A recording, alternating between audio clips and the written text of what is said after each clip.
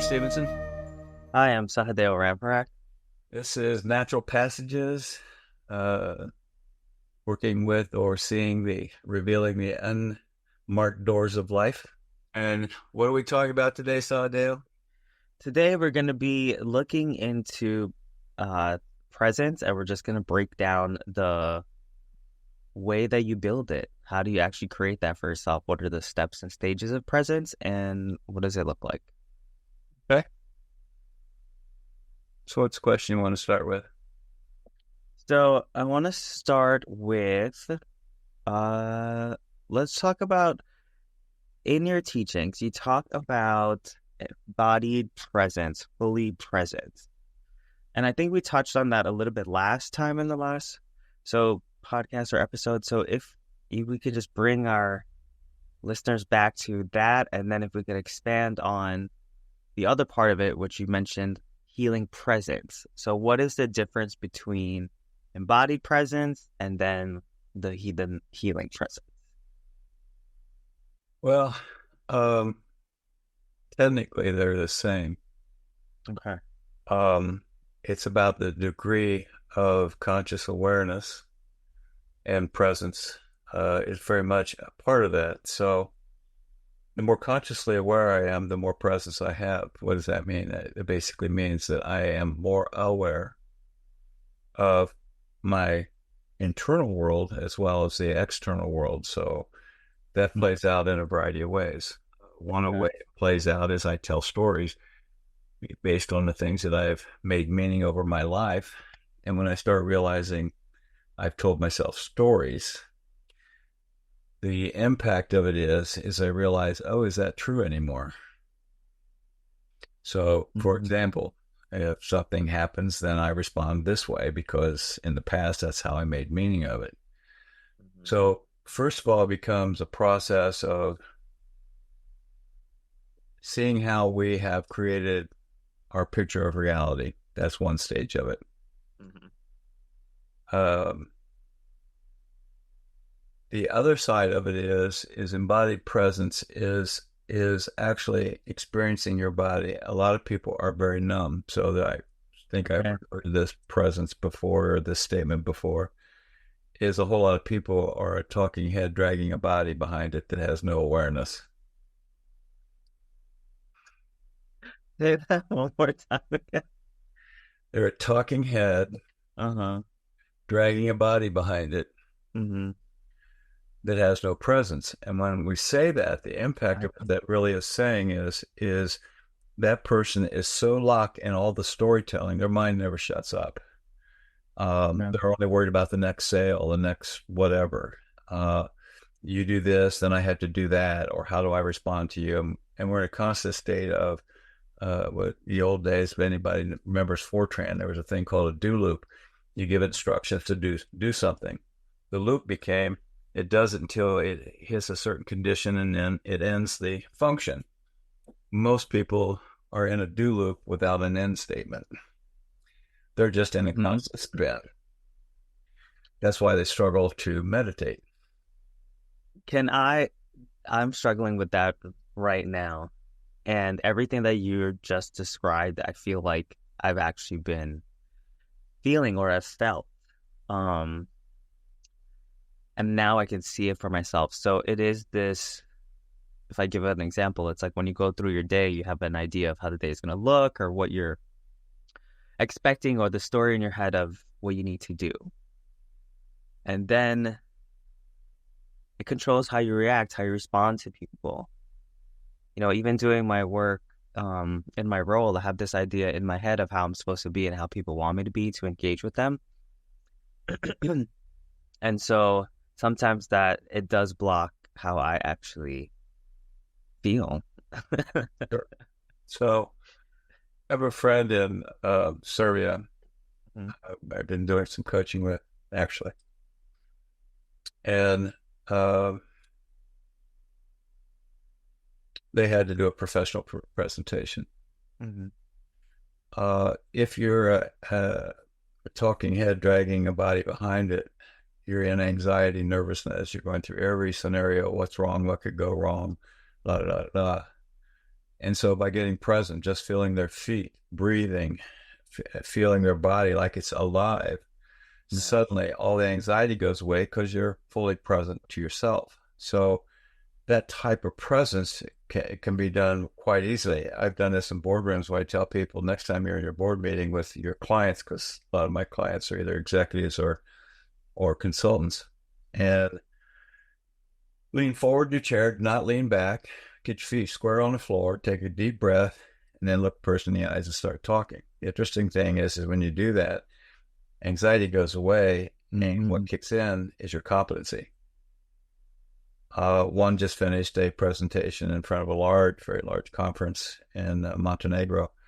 It went exceptionally well. And it went so well in her presentation. She was so comfortable in what she was doing. They ended up having to extend the process because the amount of questions exceeded her presentation. But she was fully embodied in her presence, was not in a monkey mind. She Mm-hmm. was just simply focused on what she needed to do and did quite well. And that's why we practice, the idea of doing presentation, practice, and then hopefully the muscle memory kicks in and you do well. Mm-hmm. Well, an even better thing is look at it from a point of view is how do I get present? How do I get consciously aware inside my body? So I want to go back to your original question. Yeah. Person that is fully present is a healing presence in a sense that people will feel safe enough to feel or experience something they would not otherwise feel or experience. So I've had many experiences where a person had an epiphany and they couldn't figure out why it came out. And I said, it's not a matter of why. What did you feel before something was released? And they said, I felt safe. I Mm-hmm. said, what did you feel safe in? What was it that you felt safe about? I felt safe within myself. Okay, how else did you do that? Because was there something? And then they said, I felt safe in your presence. It's like you were just holding something safe for me to show up. And that becomes a healing presence because I'm not trying to do anything. I'm just simply sitting there, being present to them and listening and supporting them. So we'll get into that more detail as we go along, but that's how healing presence works, is that the more you practice your meditation, you practice being simply Mm-hmm. aware, getting out of the storytelling, or I like to refer to as memorex. The problem that most of us struggle with is memorex is we can't tell what's real and not because they both sound real. Mm-hmm. Memorex is an old story. And so the impact of it is it creates problems for us. And when we realize it's a story, we realize not only it's a story, but we wrote it so we can change it and we can actually change our life. And that's the difference. I was talking to somebody actually earlier today, struggling, and I pointed out to them, I said, as I sit here and listen to you, you have an interesting set of stories, and all of them have gray clouds in them. And I said, so I wonder what would happen if you put some sunshine in your story. Mm-hmm. And she suddenly shifted, and she says, you're right. And I said, there can be nothing but a storm coming if the only thing is you see is gray clouds. So if you change your metaphor or change your perception to, I wonder what it would be to feel sunshine or warmth or bright light, what would happen? By the end of the conversation, instead of stressed out, she was completely calm. It's that simple. Physically see the change as Yes, well. when a person becomes more present to themselves, usually a physical change. There'll be a calmness go over them. Their face will relax. They'll tell you they feel like they're sitting fully inside their body instead of just in their head. Mm-hmm. And if you've cut yourself off at the neck, you don't have 90% of the resources you have available to you. Your body senses things, your emotions, all these things are part of what you can look at of what's real and what's not real. And that's presence.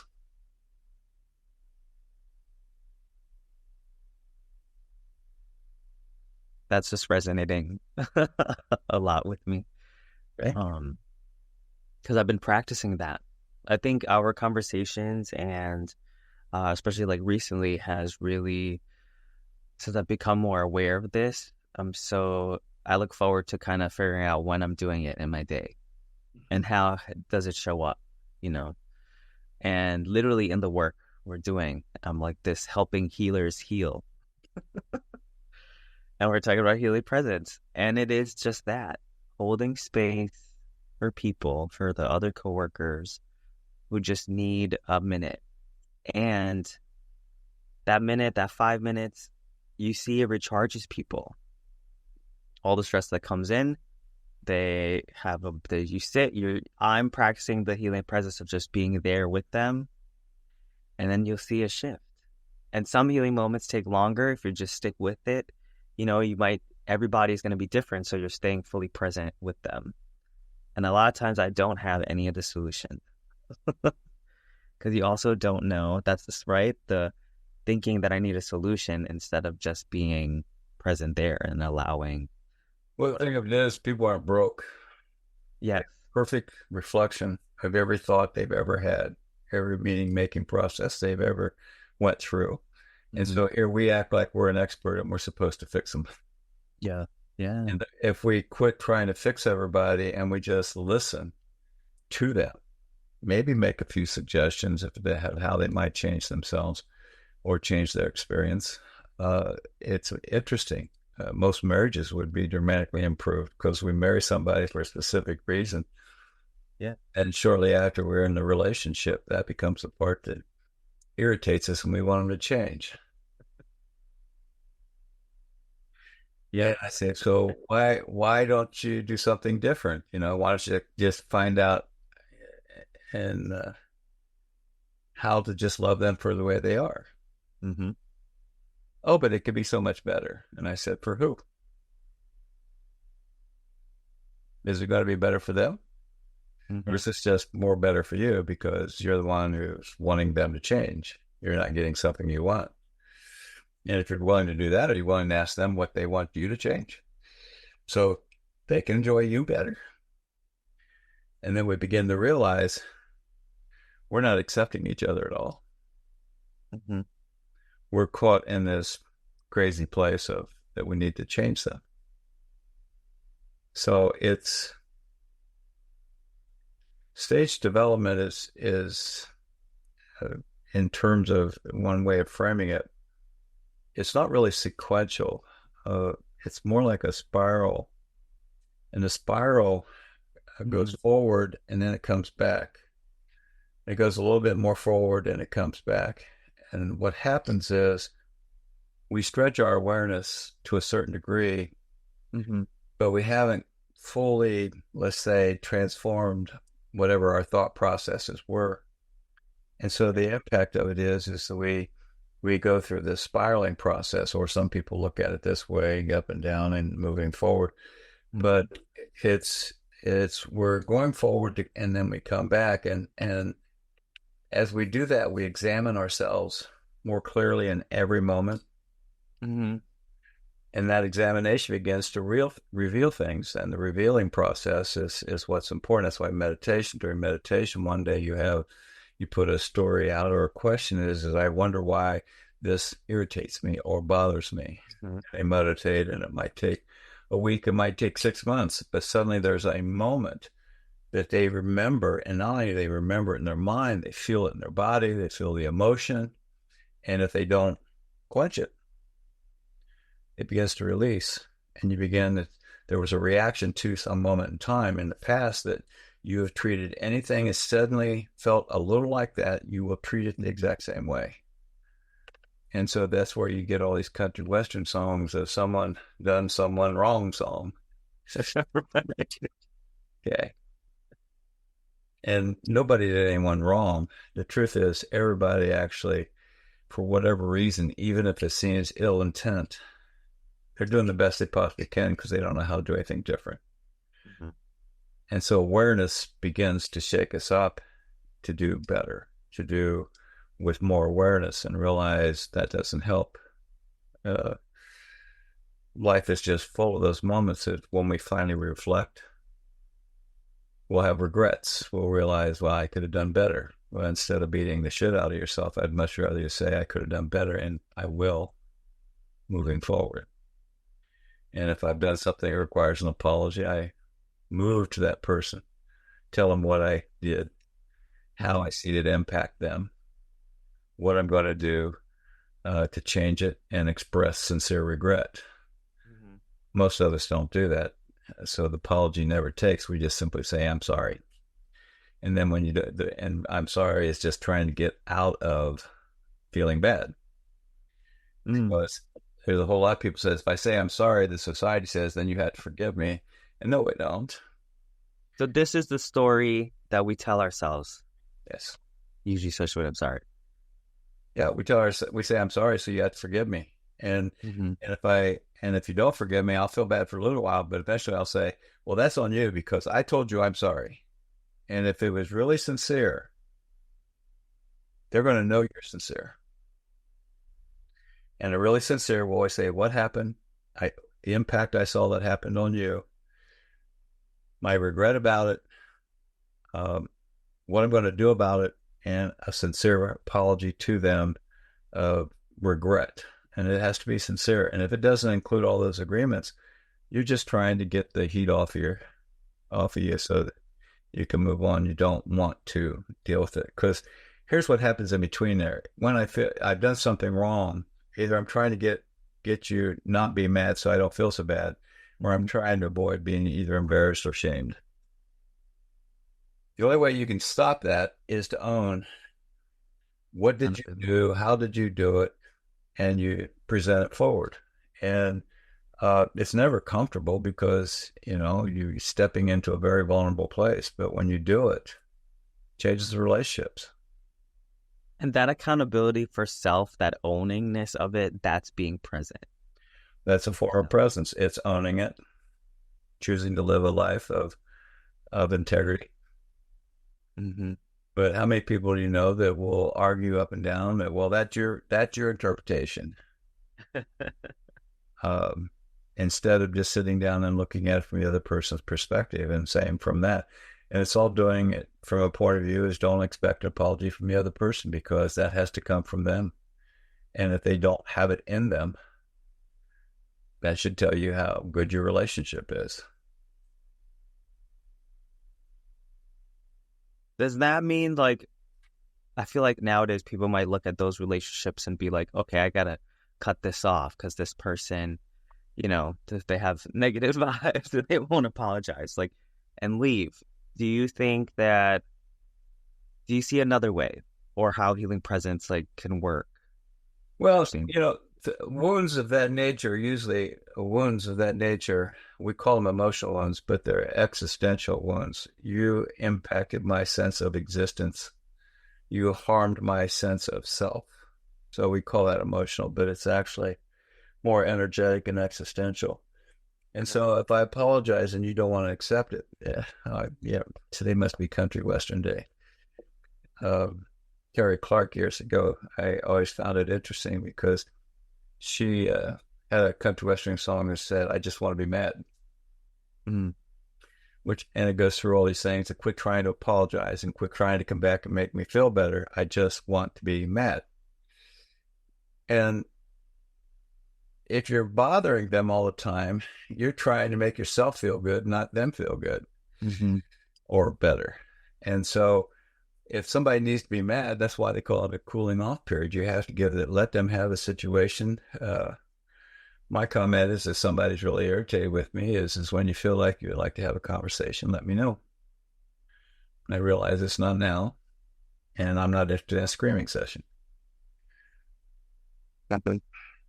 So that's also being practicing healing presence with yourself as well, or Yes, just it being is. present with yourself to allow yourself to feel that anger instead of like bottling it up, or acknowledge that this is what I'm feeling in this moment right now. Maybe Sure. next week I'll be fine. So I've had people um, try to antagonize me.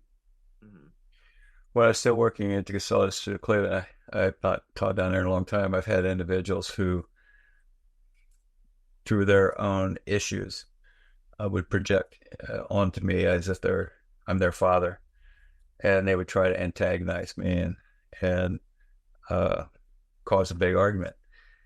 Probably the pattern for them was that's the only way they could get the attention of their father, is make him Right. irritated, scream at him.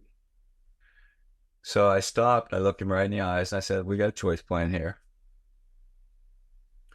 If you want to continue to do this, I will switch to that you're doing this personally, and I'm going to let you know unequivocally that that was a very big mistake. Or you're going to stop back and ask yourself, why are you trying to antagonize me? And where do you want to go? And he suddenly had a massive insight. Mm. The other thing is that I frequently do is if I get irritated, you don't have to scream at somebody to let them know you're angry. All you have to do is look them right in the eyes and say, I'm pissed. You have more impact Mm-hmm. because you're so calm. Mm-hmm. I don't know what to do with it. But I'm very present. I'm aware. I'm owning my anger. I'm also aware that I'm engaged with somebody. And I'm giving a choice here is we don't have to go this direction if you don't want to. If you want to, just understand I'm fully prepared. They had to get present. They're no longer in a storytelling because by being present to them and saying exactly where I was in that moment, that other person tends to wake up. Mm-hmm. So presence can show up in a whole lot of different ways. So it's in Buddhism, they talk about staying neutral. Mm-hmm. And you can have reactions, but you don't have to enact them. And that's almost any spiritual practice. Um, Right. I was gonna say, isn't that like meditation? You see all the thoughts and then just come back to center. sure. Oh, it's almost all spiritual practices do the same thing as they're talking about this. And the idea is um, you're just being clear to be present. And so neutral or neutrality is not disengaging. Neutrality is engaging at a choice point of saying, do I want to have a reaction? Or even saying, I had a reaction. You feel a massive amount of, at one moment, somebody did something. Mm-hmm. It was related on my family dynamics. Um, I had a choice to go into and be outraged or Mm-hmm. just feel the burning rage inside me releasing, Mm-hmm. but choosing not to throw it back at the other person Mm-hmm. and completely shift our dynamic and relationship. There was no longer this triggering thing going on between the two of us. The only thing that was going on was I was willing to experience my own what rage felt like in my body, which is like burning needles exploding through every cell. Mm-hmm. Mm-hmm. And once that was gone, I was a little disoriented, but I realized, okay, I do have a choice, which actually most people who are ragers don't actually acknowledge that they have that capacity. They just Mm-hmm. go into it and then they come out of it. And it's interesting how many of them don't even remember they did it. Mm-hmm. That's complete absence. So in that moment of like rage, where your body and you're feeling that in yourself, how do you have to build strength in that practice or that muscle memory to keep going back to like pausing to be with yourself to then move through or being able to choose another way. I call it pause, reflect, and choose. I teach this Mhm. to almost all executives or most people Yeah. I work with. It's something I realize that if you can recognize or just have the capacity, anytime you get ready to have a reaction or you have a reaction, you just pause, push the pause button. Think about what would be the most appropriate way to respond in this situation. And what that does is that starts developing maturity, emotional maturity, It starts developing wisdom and realizing that whatever the other person is doing, generally speaking, isn't necessarily about you. It's just you happen to be the trigger that got them to react the way they did. Now, it's not saying you didn't, because Yeah. obviously some people do that. A lot of um, top-down leadership styles are that way. Um, It's they would rather use rage or um, force instead of presence to get people to want to perform better. So, you just made me think about this, like even with healthcare, right? With the provider and the patient. Sometimes uh, there's a story that provider knows everything and knows what's best. And sometimes if they are triggered by the patient, they'll go into, or the patient asks questions. Maybe that's the trigger. You're questioning what I know instead of just doing what I'm telling you to do. There's a missed opportunity of, engagement. yes, and co-creating a solution that'll work together. Well, a lot of doctors are taught that way, that they're taught to be an expert. Mm-hmm. It's a lack of maturity. They're also pressured by the hospitals to get through more patients, because you got more patients, the more billing, the more money can come through. And there's Yeah. this craziness out there about that. I'm at a place where I tell people, if you go in to have any medical procedure, that before you agree to anything, you say maybe. And the doctor will say, what do you mean maybe? And saying is, oh, I need to think about this. I need to talk to somebody else to have a sense about what's best for me. Mm-hmm. I'm not one, unless my life is in danger. If there is a procedure, you do not have permission to do anything until you have a conversation with me. And I'm saying, if I'm about ready to die, yeah, I'll revive me. But I had supposed to be a microscopic procedure, and I saw a paper that said that they could go further if they needed to. Well, it was their discretion what was needed to. They didn't need to do anything. They had the tissue. If they had used the tissue, instead they cut my abdomen open, went in, took a section, part of my intestine. And I said all along, I'm asymptomatic. I don't have a problem. There's a shade in there. It's a lot of explanations. One of which is it's just a bruised intestine, which is what it ended up being. Somebody got to practice being doctor, a surgeon, Mm-hmm.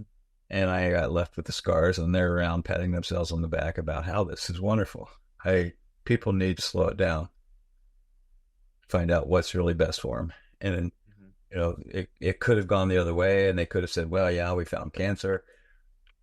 We didn't even try the microscopic samples that they pulled out, which is more than sufficient to say what it was. Mm-hmm. So that was, I agree with you. There's um, advocacy needs to be improved. Mm-hmm. Some people may not like that, but that's my No, medical but doctors got used to me. I'm interested in a collaboration. I'm not interested in it doing yeah. it to me. So I'm where we're just about done. We're getting down to our last Mm-hmm. minute of this. Okay. So I Oh, like, you're in a great place because it's like using healing presence to really fit for that model. so I think that's about it. And I guess what I would like to say is I thank people for either watching on YouTube or listening to us on Spotify and Apple.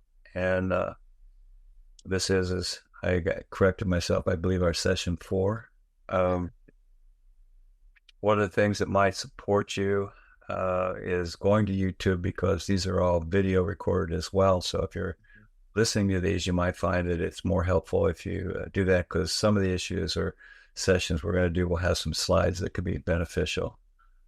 So I'm Herb Stevenson, I'm Sahadeo Ramparak. and Thank you. thanks everybody for listening.